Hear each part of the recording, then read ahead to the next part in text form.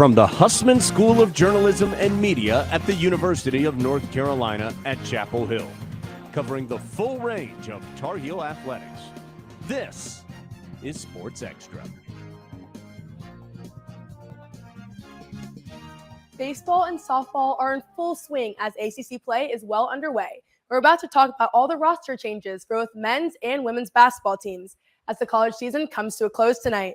Good morning and welcome to Sports Extra. I'm Jasmine Baker. And I'm Olivia Mundorf. Thank you for joining us.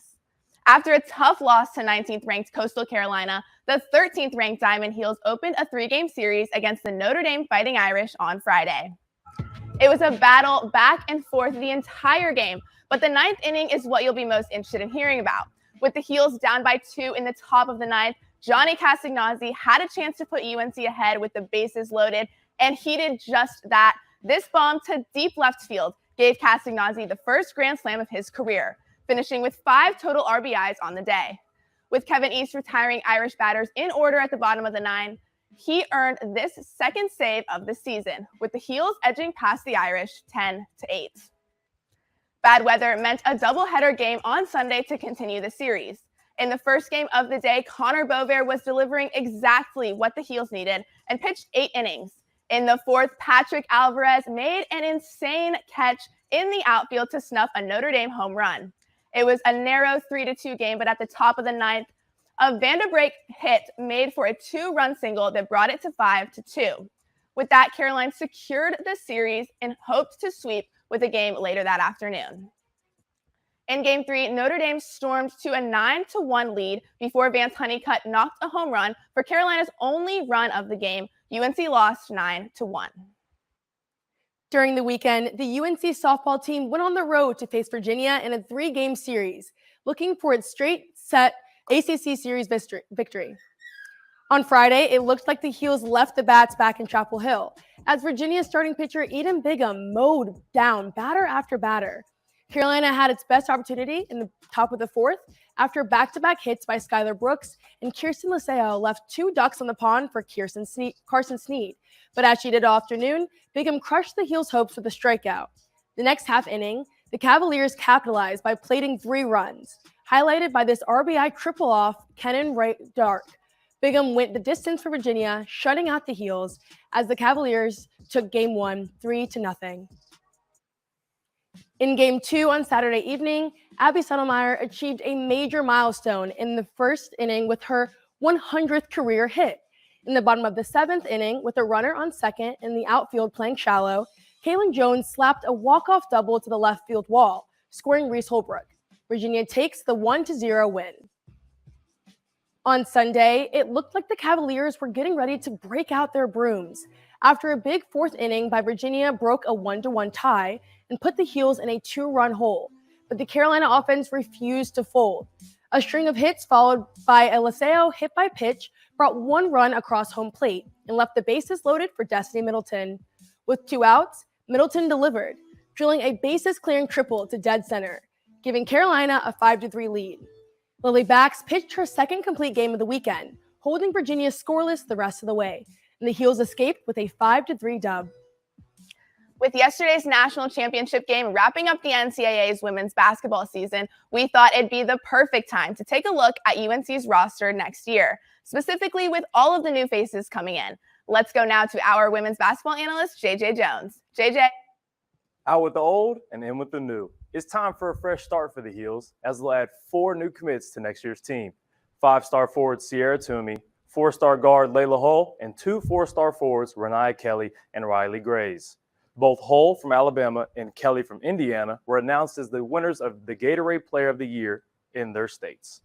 Adding to depth is the must for Bankhart's squad after forwards Kennedy Todd Williams and Destiny Adams entered the transfer portal at the end of the season. Fans hope these new faces can help boost the Heels into a deeper tournament run next year. Let's take a look at what each of these new commits can do for UNC. At 6'3", Toomey possesses a rare ability that most post players do not have at any level, and that is pure effort.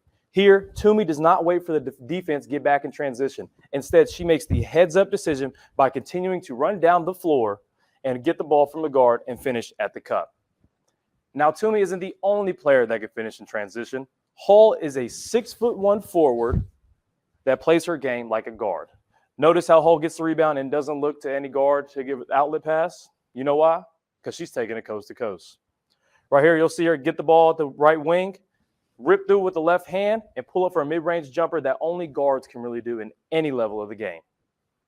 Now let's take a look at Gray. If there was anything I would have to say about her off the top of my head is that she definitely has that dog in her. Her physicality is what absolutely stands out about her. Whether it's taking the ball down the left side of the lane or right side of the lane, defenders are absolutely undersized, undermatched for Hull's abilities to get to the paint and score at any will. Now we all know that every basketball team needs a shooter, and that shooter is Kelly. And no, I'm not talking about All-America Deja Kelly. I'm talking about 5'5" guard Renaya Kelly. Whether it's beyond the arc or a good old mid-range game, Kelly is lights out. One of my favorite things about her specifically is the way that she can create shots on her own. She'll come off the wing, one dribble pull up with the left hand, mid-range, an absolute dagger for her and her team in the state championship game. Now, the hype train is real, and I definitely have a ticket. From wondering what Deja Kelly's next step will be to seeing a fresh-faced UNC squad, I don't know what will be more exciting to watch. Olivia? Thanks, JJ. We're definitely excited to see how these new faces fit into the roster next year. While we're talking about basketball, Jasmine, how are you feeling about the men's team after their recent announcements about Paxton Wojcik transferring from Brown and Caleb Love has hit the transfer portal?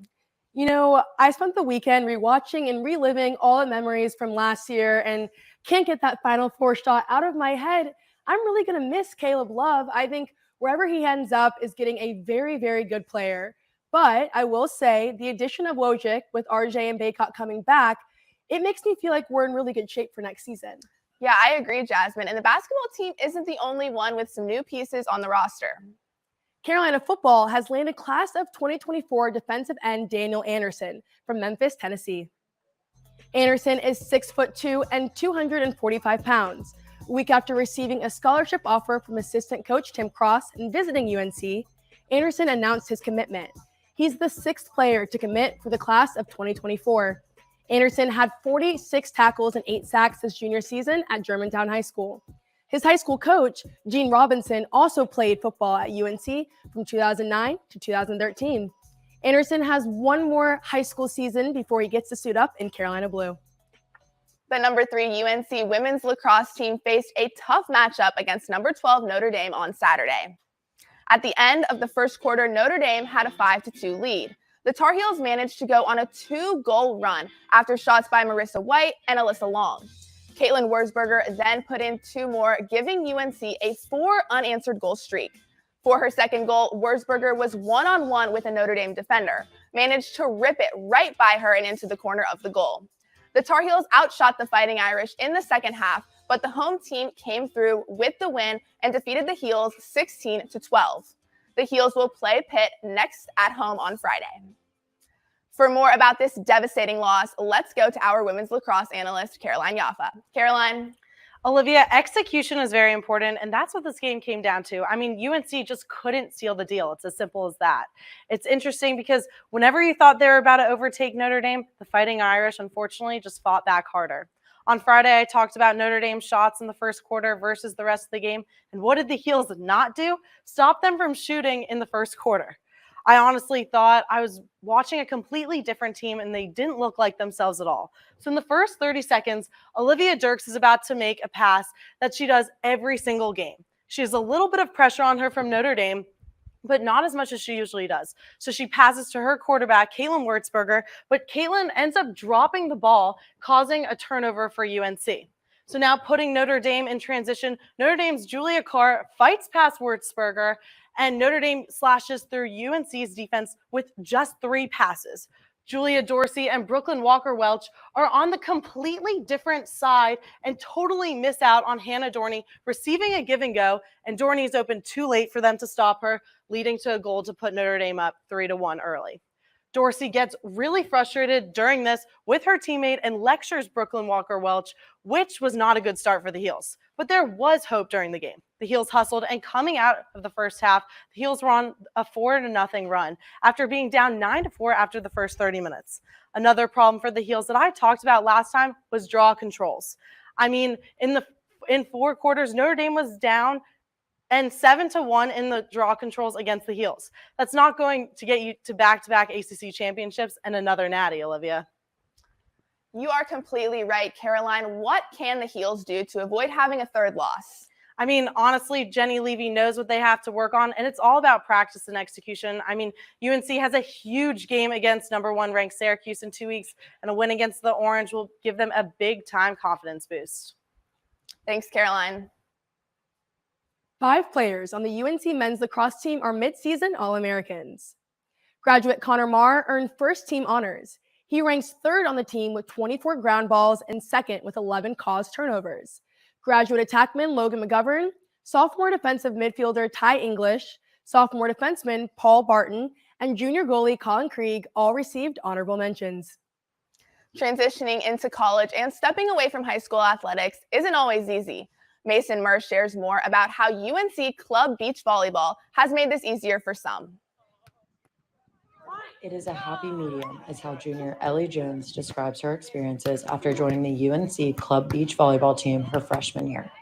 After playing competitive indoor and outdoor volleyball for 7 years and deciding to not continue at the collegiate level, the athlete within her knew she wasn't ready to give it up. The team has given her a new community and new support system at Carolina. When Ellie tried out for the team freshman year, all but one were unfamiliar faces, and that one was Gabby Black. Ellie and Gabby have been partners since they were 11 years old, and it just so happens they ended up at Carolina together. People always joke on our team that we've been practicing together for 100 years, and it's just funny because I think we're really lucky to have played together for so long and to magically wind up at Carolina together, and I think we've been more successful than ever this past year. Both Ellie and Gabby believe their continued success comes from being at such a happy place in their lives right now, staying competitive while playing for each other, and most of all, knowing that they're always friends first. Ellie and Gabby have such a natural dynamic, and Gabby believes this comes from their ability to have fun while playing together and not getting too bogged down. I feel like me and Ellie have always been really good at holding each other accountable. So even when one of us is having an off day, we're really good at saying hey, let's take a time out. Let's debrief for a moment, take a breath, figure out what's going wrong and how we can fix it really quick. Ellie has found this happy medium by adapting to the slower pace of practicing and playing less, but playing better. Her coaches and teammates at Carolina have created a more comfortable and flexible environment for making mistakes while still growing in the sport. I'm Mason Murr reporting. Ellie and Gabby are hopeful to win their final match of the season at the end of April. The UNC women's rowing team competed in the Sunshine State Invitational this weekend in Sarasota, Florida. The Tar Heels crossed the finish line just 8 seconds behind the first-place crew from Drexel in the Varsity 4 race. UNC had 2 Varsity 8 boats competing in A finals on Saturday and finished 8th in both races. And they're back. Friday afternoon, the women's tennis team broke in the brand new outdoor courts at the Tuning Tennis Center. The Heels swept the doubles point with wins in all 3 matchups. In singles, straight sets, Scotty finished first to extend the lead. First-year Reese Brantmeyer had the second win on court 1 with this clean backhand. Riley Tran clinched the match for the Heels in 2 6-2 sets. It's Jordan year, and the women's tennis team is taking note of that with a 23-0 record thanks to the 6-1 win. Against Miami on Saturday, the Heels picked up where they left off, as Abby Forbes and Riley Tran clinched the doubles point with this slam near the net. Fiona Crawley picked apart her opponent and continued her singles dominance with a win in straight sets. Riley Tran hit this forehand slice, which got head coach Brian Calbas fired up. Elizabeth Scotty sealed the deal in straight sets to clinch the match with a final score of 5-2, keeping the Heels undefeated on the season at 24-0. The fans showed out to support the UNC men's tennis team on Friday as the Heels welcomed the NC State Wolfpack to the brand new Cone Kenfield Tennis Center. The atmosphere was electric to start the match, and the Heels fed off the crowd's energy. Unfortunately, despite Ryan Segerman and Casey Kanya holding a comfortable 5-3 lead in the final doubles match, the Pax duo scored this point to clinch the early advantage after a 7-5 comeback win. After moving indoors due to inclement weather, the Heels struggled to find their footing in singles play. Points like this one from Ryan Segerman gave the Heels life, but his teammates failed to match his energy.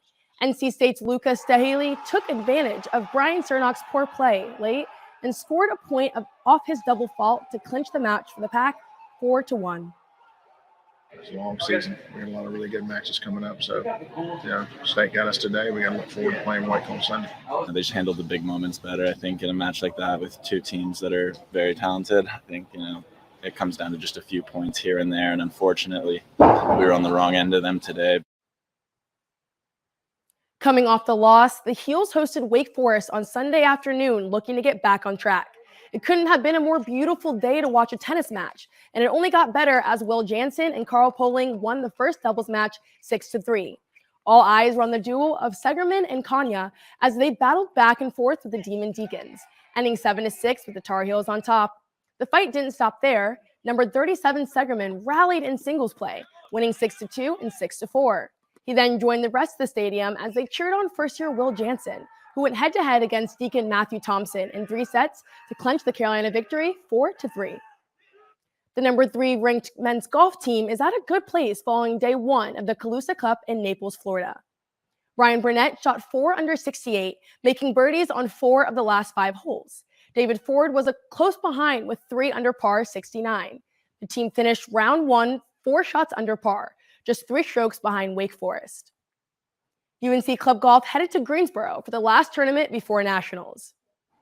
The Tar Heels struggled on day 1 with windy conditions messing up shots, and most importantly, key putts didn't fall, like this one that just failed to drop. On day 2, though, conditions improved and both men's and women's turned it around, rolling the rock with confident strokes, like this putt that hits the bottom of the cup. This greenside bump and run chip sealed the day with a birdie for freshman Connor Maddox, who tied for 5th on the leaderboard this past weekend. The team hopes their performance, coupled with 5 players in the top 25, can get them an invitation to Nationals.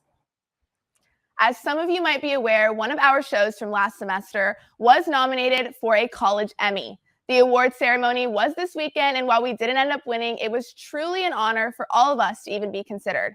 Our former executive producer, Anna Blunt, was in Los Angeles for the ceremony. Fortunately, she is here and back in studio with us today.